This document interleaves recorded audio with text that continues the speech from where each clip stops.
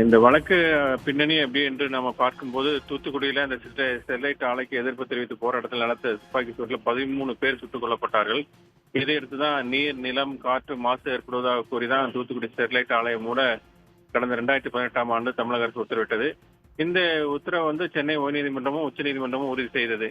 இந்த நிலையில தான் ஸ்டெர்லைட் ஆலையில பசுமை தாமிர ஆலை உற்பத்தி தொழிற்சாலை அமைக்க அனுமதி கோரி தமிழக அரசுக்கு வேதாந்தா நிறுவனம் கடந்த ஜனவரி 9ஆம் தேதி புதிதாக ஒரு விண்ணப்பம் செய்திருந்தது.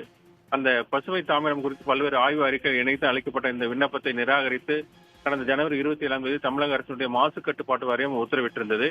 இந்த உத்தரவை ரத்து செய்து நீதிமன்ற கண்காணிப்புல தமிழக மாசு கட்டுப்பாட்டு வாரியம், மத்திய சுற்றுச்சூழல் துறை, மத்திய மாசு கட்டுப்பாட்டு வாரியம், மத்திய சுரங்கங்கள் அதிகாரிகள், நிபுணர்கள் அடங்கிய பன்னோக்கு நிபுணர் குழுவை அமைத்து பசுமை தாமிர உற்பத்தி ஆலை அமைப்பது குறித்து ஒரு விரிவான ஆய்வு செய்து அறிக்கை அளிக்க உத்தரவிட கோரிதான் வேதாந்தா நிறுவனம் சென்னை உயர்நீதிமன்றத்தில் மீண்டும் வழக்கு தொடர்ந்தது. அந்த பன்னோக்கு நிபுணர் குழு அளிக்கும் அறிக்கையின் அடிப்படையில் பசுமை தாமிர உற்பத்தி ஆலை அமைப்பது தொடர்பாக அரசு கூறிய உத்தரவுகளை பிறப்பிக்க வேண்டும் என்றும் அந்த கோரிக்கை முன்வைத்திருந்தது. இந்த வழக்கு தான் தலைமை நீதிபதி எம் ஸ்ரீவத்சவா, நீதிபதி அல்முருகன் அமர்வுல இன்றைக்கு விசாரணைக்கு வந்தது.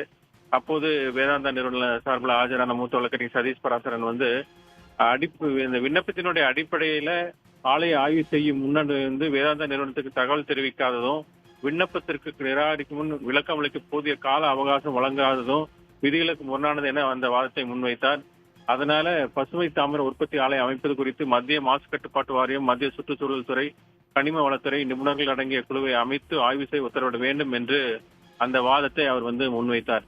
இதற்கு எதிர்ப்பு தெரிவித்துதான் தமிழக அரசு சார்பில் ஆஜரான கூடுதல் தலைமை வழக்கறிஞர் ஜே ரவீந்திரன் அது ஏற்கனவே மூடப்பட்ட ஆலை என்றும் அந்த ஆலை மாசுபட்ட பகுதி என்றும் தெரிவித்தார்.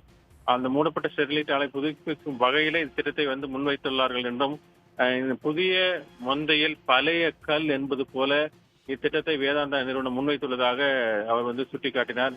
அதாவது அவருக்கு சொன்ன வாக்கியம் ஓல்டு வைன் நியூ பாட்டில் என்ற அந்த வார்த்தையை பயன்படுத்தினார். இதையடுத்து விதிகளின்படி விளக்கம் அளிக்க அவகாசம் வழங்கவில்லை என வேதாந்தா தரப்பில் கூறுவதால் தொழில்நுட்ப அம்சங்கள் குறித்து விளக்கம் அளிக்க அவகாசம் வழங்கலாமே என நீதிபதிகள் கருத்து தெரிவித்தார்கள். இதையடுத்து தமிழக அரசு தரப்பு வழக்கறிஞர் சரி, நாங்கள் இதுக்குரிய பதில் தருகிறோம் என்று தெரிவித்தனர்.